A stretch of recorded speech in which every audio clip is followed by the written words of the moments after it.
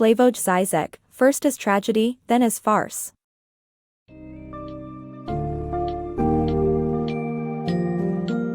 Get ready to embark on an insightful journey as we explore the book of First as Tragedy, Then as Farce by Slavoj Žižek. This revolutionary work challenges the notion of capitalism as a natural and neutral form of social organization.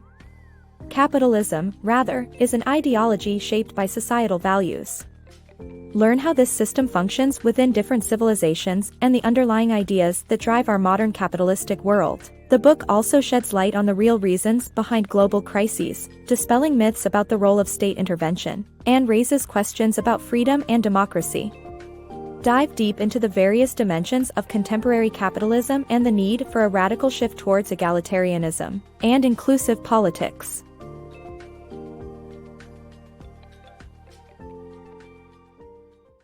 Unmasking capitalism's disguise. Many individuals perceive capitalism as an impartial, natural, and functional social organization.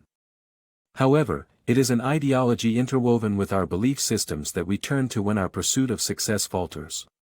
Capitalism endures through these crises, not because it is efficient, but because each calamity prompts a reversion to its fundamental principles, creating the illusion of stability and trustworthiness.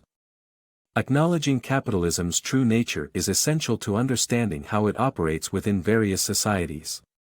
Capitalism is not merely a well-organized, neutral apparatus of society like many people assume.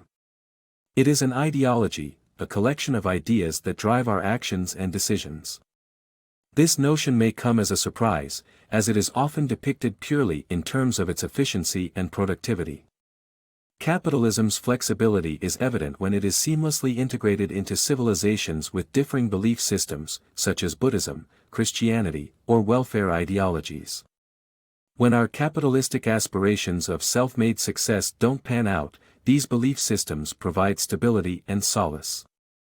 The reliance on these alternative frameworks, however, exposes capitalism's ideological nature, as it should not require external support if it were truly inherent or impartial. Despite recurring crises, capitalism remains a prevailing and alluring belief system. The reason lies in how we respond to these critical moments.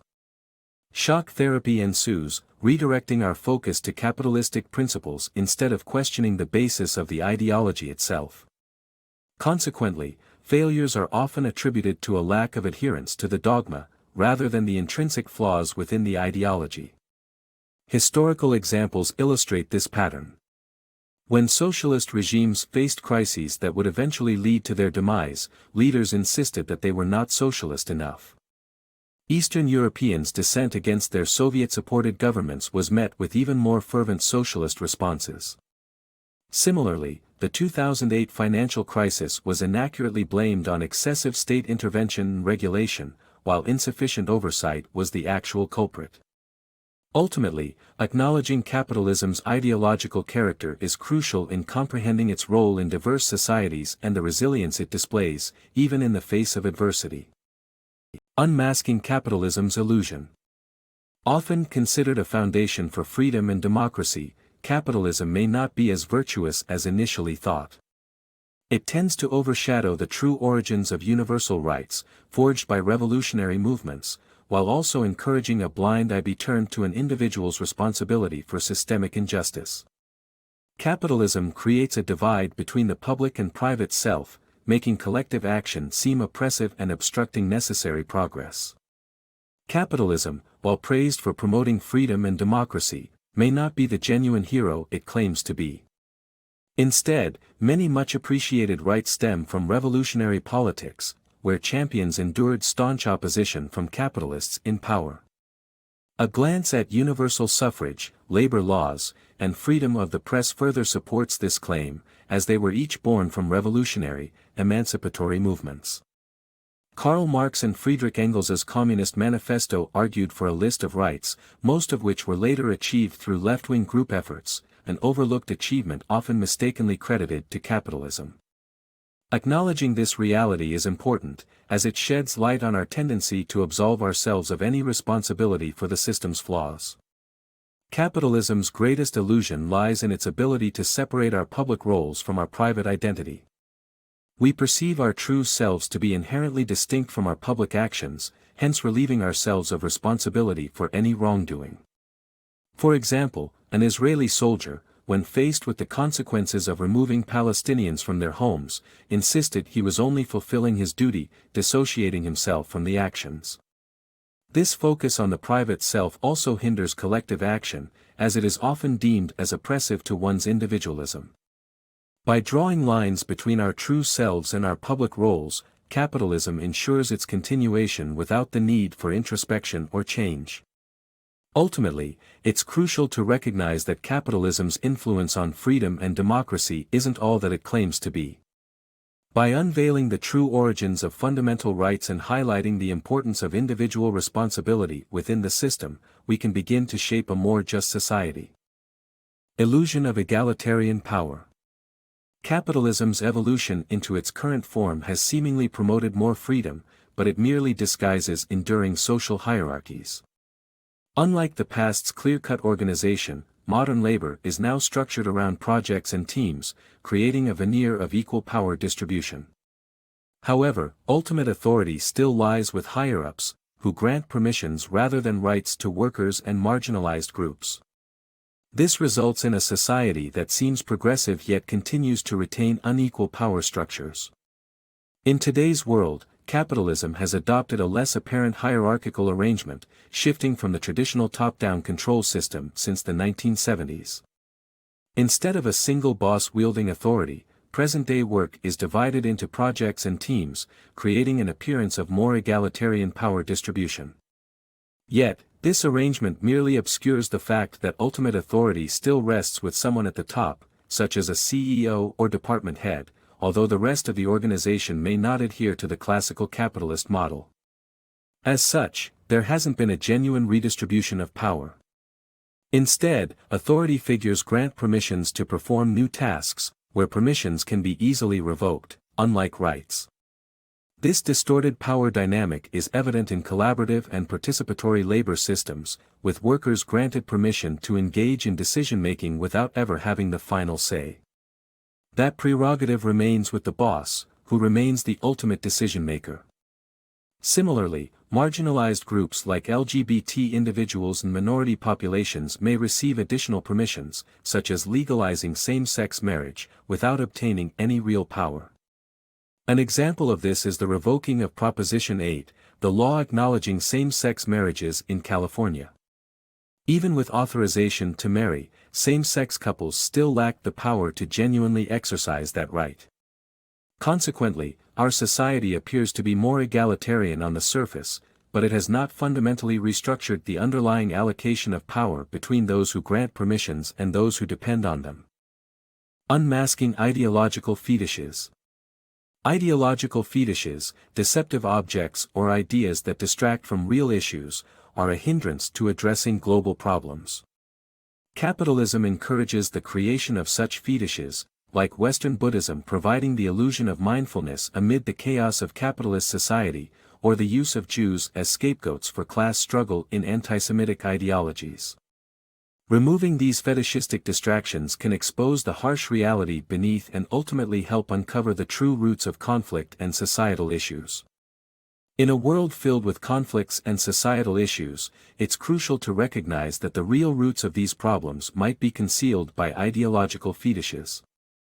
In capitalism, these fetishes often serve as a comforting illusion, enabling people to avoid facing the hard truths about the consequences of their personal beliefs and actions. The term fetish originally refers to an object attributed with greater value or significance than it inherently possesses.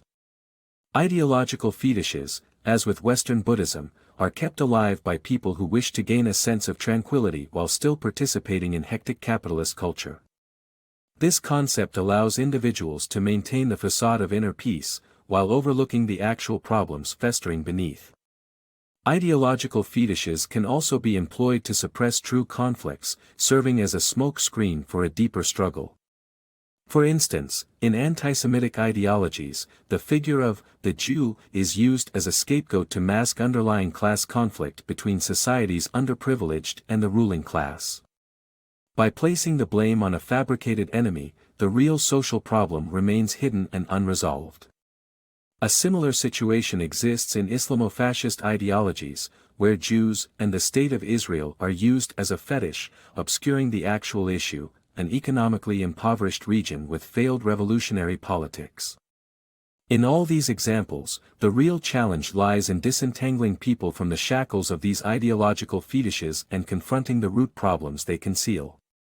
Only by identifying and removing these barriers can we hope to address the real issues and work towards a progressive, egalitarian society. By unmasking ideological fetishes, we can finally confront the authentic system's underlying conflicts and strive for a more just and enlightened world. Consuming identity and experience. The modern landscape of consumption has evolved into not just a means to acquire goods, but rather, an experience and an expression of our beliefs and identity.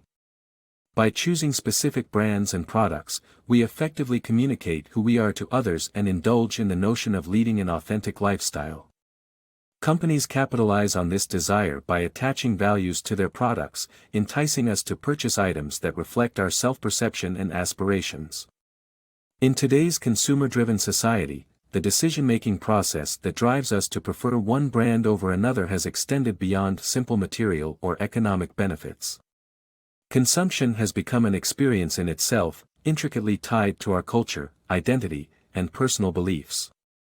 It is no longer simply about acquiring something useful, but instead serves as a demonstration of our values and self-image. A prime example of this phenomenon is a past Starbucks advertising campaign promoting their coffee as ethical.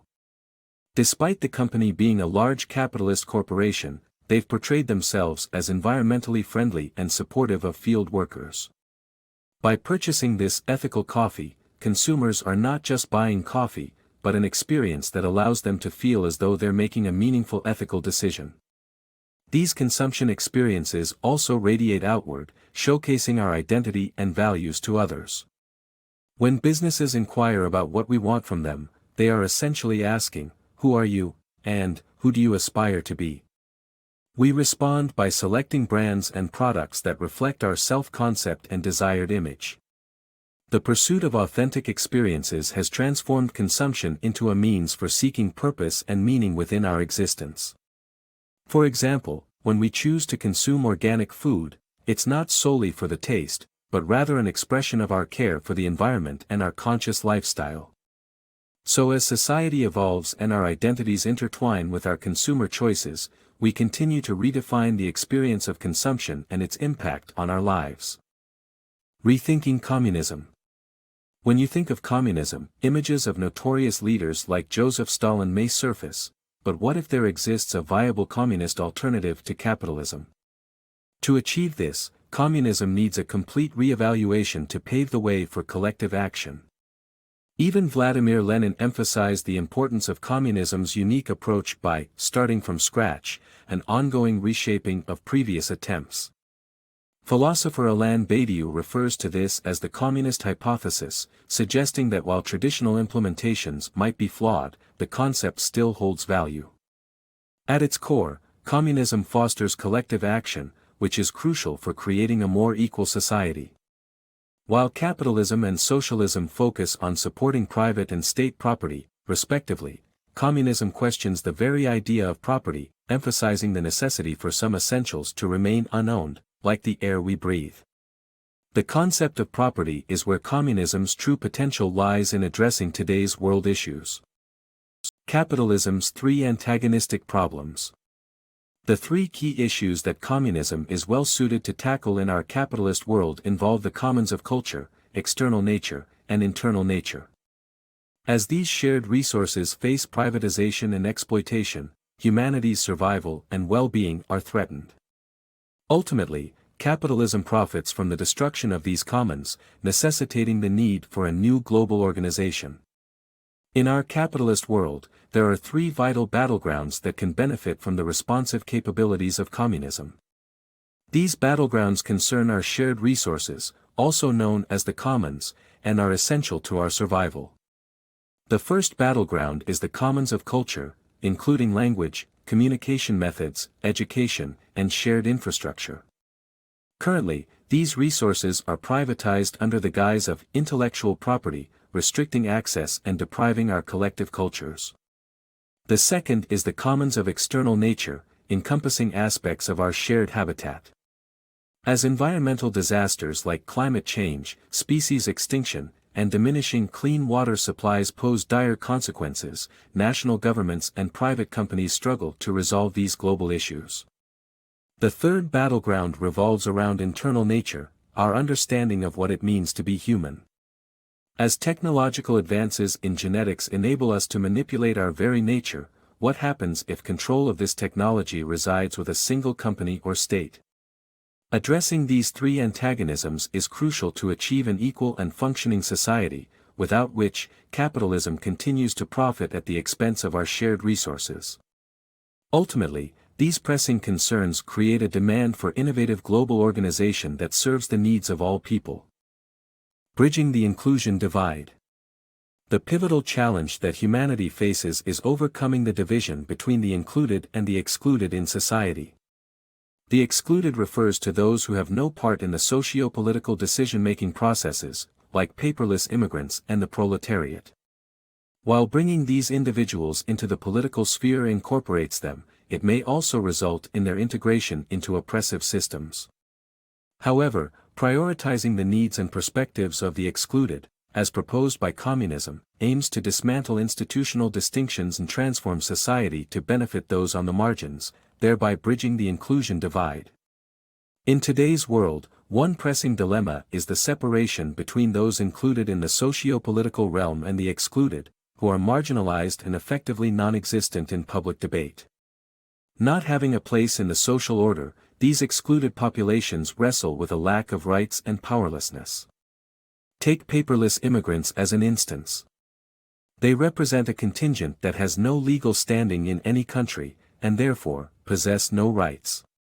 However, once they obtain documentation and citizenship, they transition from being excluded to included, causing the once powerless individual to vanish from public discourse.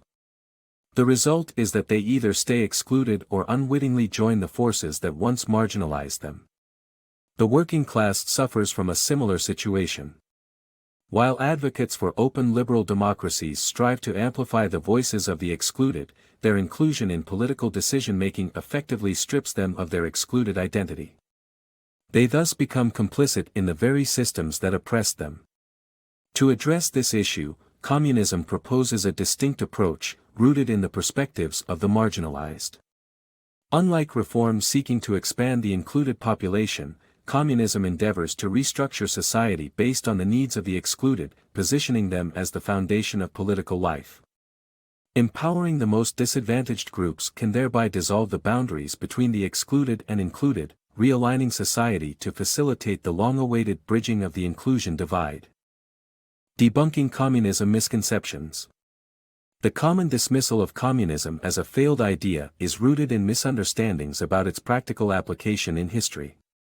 The much criticized failure of the USSR was, in fact, a result of socialism, not communism. While true communism aims for equal ownership of resources, socialism leads to a hierarchy where bureaucrats remain in control. Interestingly, many historical examples of so-called communist societies have actually driven the success of capitalism. A prime example is the Capitalism with Asian Values model introduced by Singapore's first Prime Minister Lee Kuan Yew, which has since been adopted by China. This system, often mistaken for communism, combines heavy planning from central authorities within totalitarian regimes but ultimately supports capitalism. Present-day capitalist societies also owe their survival to some form of socialism, either as hidden communitarianism or overt state planning found in Asian capitalist countries.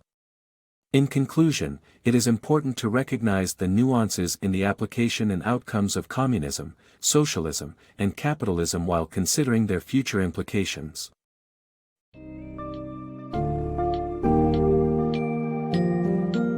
In First as Tragedy, Then as Farce, Slavoj Žižek exposes the reality of capitalism as an ideology that weaves itself into various systems of meaning. The book highlights the importance of collective action and striving for truly egalitarian societies. Žižek brings to the forefront the relationship between capitalism and communism, bringing forth insightful arguments for a reimagination of a viable communist alternative to contemporary capitalism. To tackle antagonisms in modern capitalist societies, we must rebuild communism from the ground up and focus on including marginalized groups, challenging conventional ideas of property and inequalities. Remember, the book argues that communism has never truly existed, and by reviewing its past failures, we can aim for a better, more egalitarian future.